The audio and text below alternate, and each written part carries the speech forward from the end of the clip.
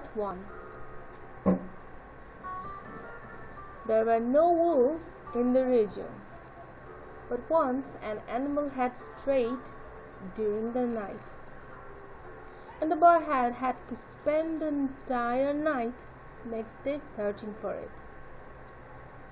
He swept the floor with his jacket and lay down, using the book he had just finished reading as a pillow.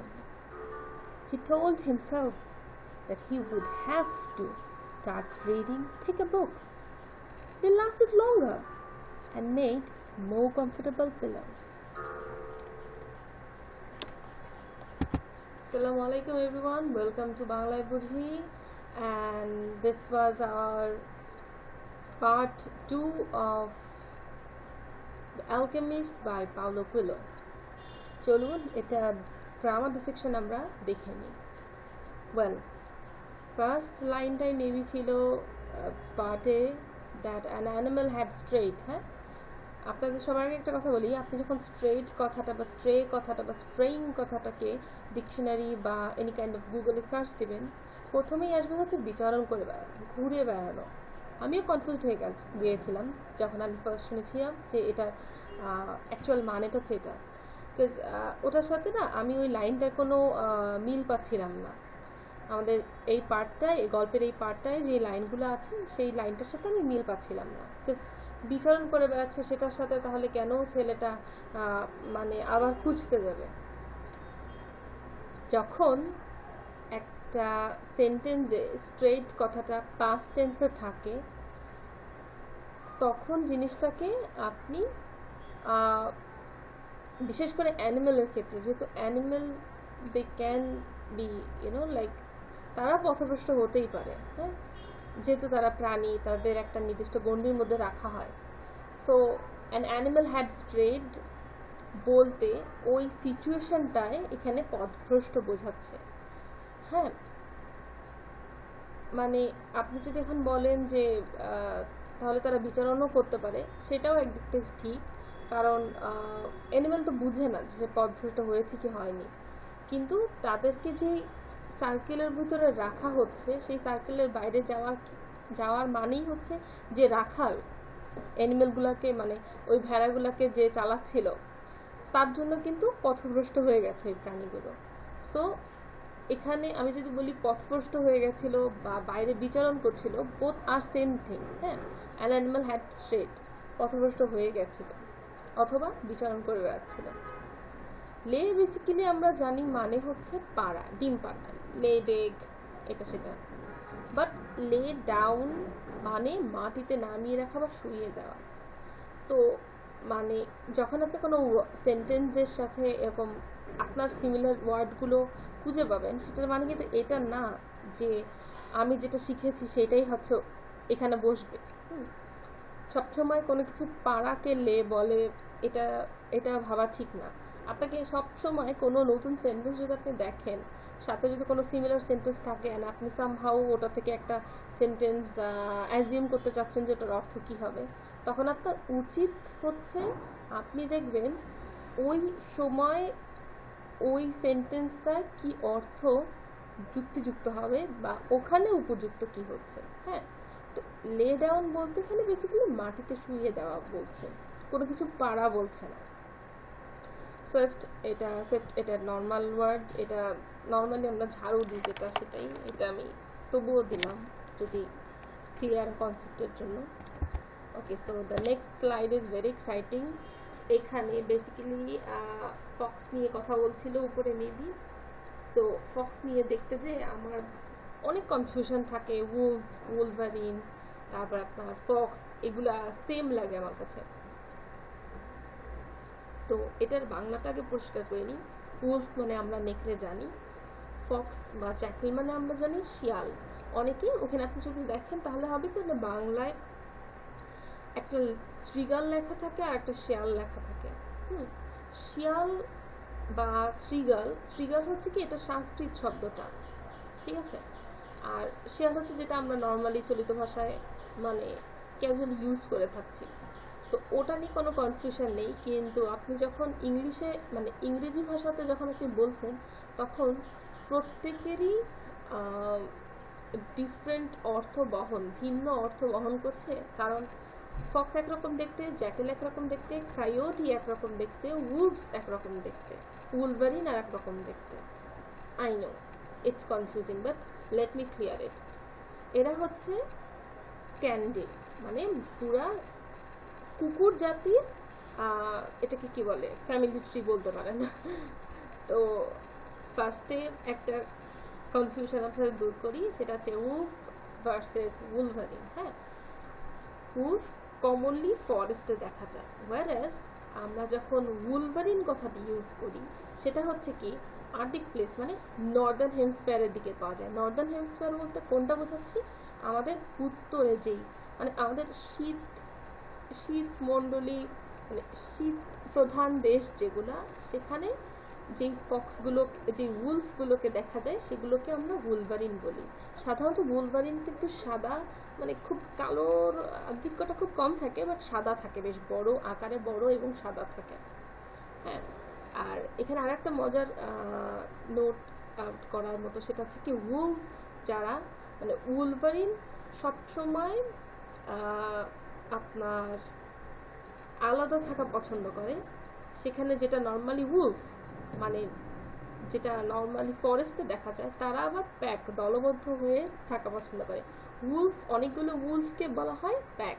Okay, packs, এই যে দেখেন এখানে নিচে লিখেছি যেটা PACKS, packs. তো that's it. And আরেকটা হচ্ছে wolves heads are much larger in comparison to their body size and head size. ওকে, এবার বলি যেটা wolves নর্মালি আমরা বলি, wolfের প্লুরাল ফর্ম হচ্ছে wolves। হ্যাঁ, তো এটার মাথার আকারটা বডির তুলনায় ছোট হয়, সরি বড় হয়, উল্টো বললাম। আর যেটা আমরা কায়োটি বলছি, কায়োটির মিডিয়াম মানে মাথার আকারটা মধ্যম আকৃতির হয়, সামওয়াট সিমিলার টু ডগ। আচ্ছা, কায়োটি অনেকটা কুকুরের মতো দেখতে হয়, বাট ওটা একটা শিয়ালের ধাঁচ থাকে, কিন্তু কুকুরের মতো ছোটখাটো হয়। Jackal has a medium size head. Okay, এইগুলার যে কম্প্যারিজন আমি বডির কম্প্যারিজন দিয়েছি সেটা আপনি ক্লিয়ার হয়ে যাবে নেক্সট স্লাইডে, তো একটু ধৈর্য ধরে আমার কথাগুলো শুনুন। Fox has medium sized head like a jackal in comparison to body. Okay, এখন দেখেন dog as we know, but উলফের ক্ষেত্রে ওদের মাথাটা একটু বেশি বড় হয়। খেয়াল করলেন, কায়োটির মাথাটা একটু ছোট হয়, জ্যাকেলের একটা মিডিয়াম সাইজ হয়, ফক্স হয় সবচেয়ে কিউট। আমি বলি ফক্সের জিনিসটা আপনাদের ক্লিয়ার হবে, ওদের বুকের এখানে মানে ওদের নিচের পোর্শনটা একটু সাদা থাকে, বাইরের পোর্শনটা থাকে হচ্ছে একটু বাদামি রঙের, যেটাকে আমরা একটা আদর্শ কার্টুন ক্যারেক্টার, শেয়ালের বা ফক্সের কার্টুন ক্যারেক্টার হিসেবে দেখি। এটা হয়তো বাচ্চারা অনেকেই মিক্স আপ করে ফেলে ফক্স জ্যাকেলের সাথে। আই গেস এটা ক্লিয়ার হয়ে গেছে। ওকে, এখানে আর একটা ছিল রিজিয়ন। হ্যাঁ, আপনি যখন গুগলে সার্চ দিবেন, আমি এই কারণে বলি, হ্যাঁ, অনেক কিছুই ডিকশনারিতে আপনি বাংলার অর্থ পাবেন, অনেক কিছুর মানে হয়তো ওখানে থাকে। অনেকেই বলে যে গ্রামার দেখে প্রত্যেকটা ওয়ার্ডের বাংলা অর্থটা দেখা উচিত, কিন্তু আমাদের ক্ষেত্রে হয় কি, বাংলা অর্থ একটা শব্দের অর্থ ভিন্ন, একটা বাক্যের অর্থ কিন্তু ভিন্ন। তো এখানে রিজিয়ন আপনি দেখবেন অঞ্চল আসছে, এরিয়াও অঞ্চল আসছে, তাহলে পার্থক্যটা কি, এটা কিন্তু আপনাদের বুঝতে হবে। আপনারা মানে সাপোজ ধরেন আপনি একটা নতুন ওয়ার্ড শিখলেন রিজিয়ন অথবা এরিয়া শিখলেন, কিন্তু আপনি জানেন না এই দুইজনের মধ্যে এত ডিপ কানেকশন আছে এবং এই দুটাকে আলাদা করে বোঝা দরকার আপনার। লেটস সি কেন বললাম। Okay, use region as a large geographic unit and area for smaller ones. হ্যাঁ, ওকে, রিজিয়ন বলতে একটা ভৌগোলিক ইউনিটকে বোঝানো হয়, একটা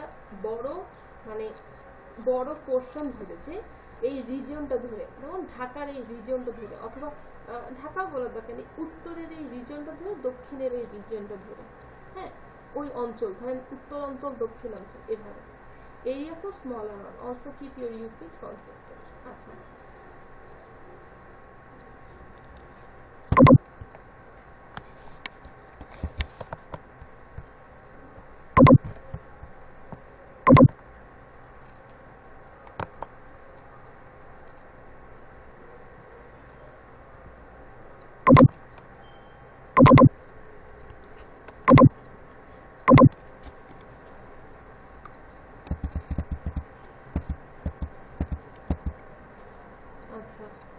আমরা তো বুঝলাম যে রিজিয়ন অ্যান্ড এরিয়ার মধ্যে পার্থক্য কি। The two are compost facilities located in the township area and 5 located in the একটা এক্সাম্পল দেখে নিই আমরা। There were 2 compost facilities located in the township area but 5 located in the nearby regions. এখানে area যেহেতু আমি বলেছি ছোট জায়গাকে ছোট অঞ্চল বলি, তাহলে আপনাদের জন্য সুবিধা হবে। ছোট অঞ্চলকে বলে এরিয়া, বড় অঞ্চলগুলোকে বলে রিজিয়ন। তো আমি যদি বলি যে ঢাকা শহরের মধ্যে মানে ঢাকা এরিয়ার মধ্যে কিছু কি বলে বাথরুম ফর ফিমেল মেয়েদের জন্য বাথরুম ঢাকা এরিয়ার ভিতরে করেছে হচ্ছে 200টার মতো। এখন এর আশেপাশে আরও 5টা লোকেশনে মানে 5টা নিয়ারবাই রিজিয়নে করেছে আরও 200টার মতো। তো নিয়ারবাই রিজিয়ন বলতে নারায়ণগঞ্জ এরকম আরও অনেক আশেপাশের মানে অঞ্চলগুলো ছোট ছোট সেই জায়গাগুলোকে আমি রিজিয়নস বলছি, তারা কিন্তু আকারে একটু বড়, তাই না? তো এভাবে আপনি এরিয়া এবং রিজিয়নকে ভাগ করতে পারেন। দেখেন অঞ্চল কিন্তু দুজনকেই বলছি, কিন্তু ইংরেজিতে এটার অর্থ কিন্তু ভিন্ন। চলো নেক্সট স্লাইড। আচ্ছা, এখানে যে গ্রামার ডিসেকশনটা সেটার বেসিক্যালি হচ্ছে ছিল the boy had to spend. এখানে আমার কথার উচ্চারণ, আমার কথার টোনের আপ ডাউনটা শুনেন। The boy had to spend, হ্যাঁ, তাকে স্পেন্ড করতে হয়েছে নাইটটা। The entire next day searching for it. The boy had to spend the entire next day searching for it, মানে সে তার পরের দিনের মানে তার নেক্সট ডেটা পরবর্তী দিনটা সম্পূর্ণটাই চলে গেছে সার্চিংয়ে, এবং তাকে সার্চ করতে হয়েছে। ঠিক আছে, আপনি যখন প্রেশার দেবেন তখন না আপনি কোনো কথার অর্থ বুঝবেন। যেমন ধরেন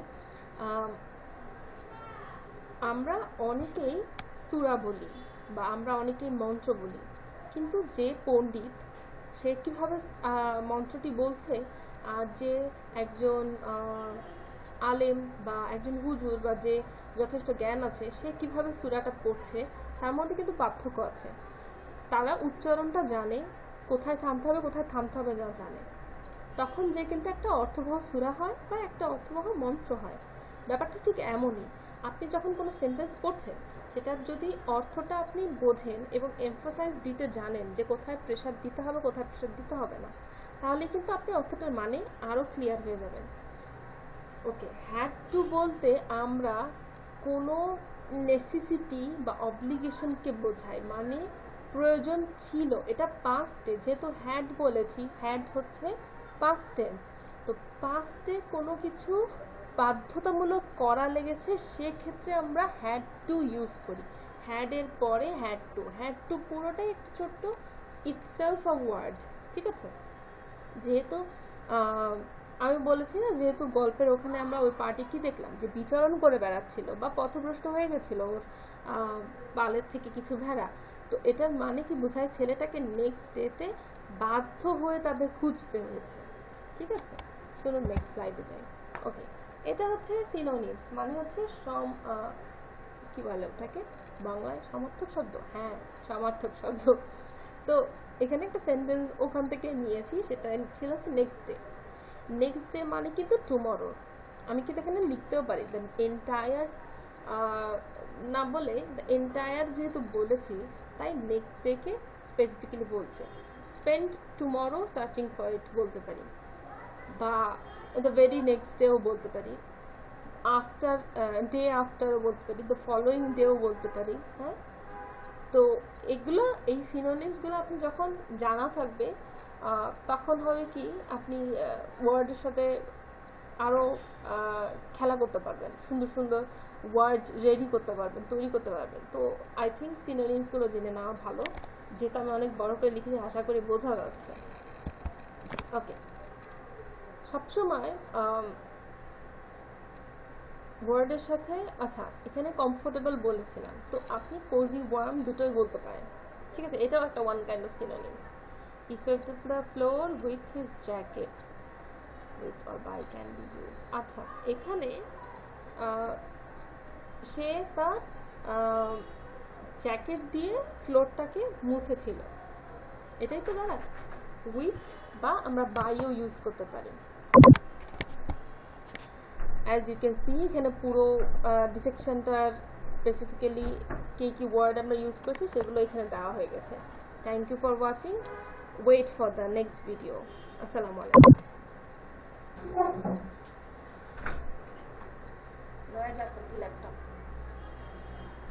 চলবি ভাগিজা ভাগীরথী ইল্লি আমি দরজাটা লাগাই দিস তো, ট্রেনটা ছাড়িয়ে দিন বোন।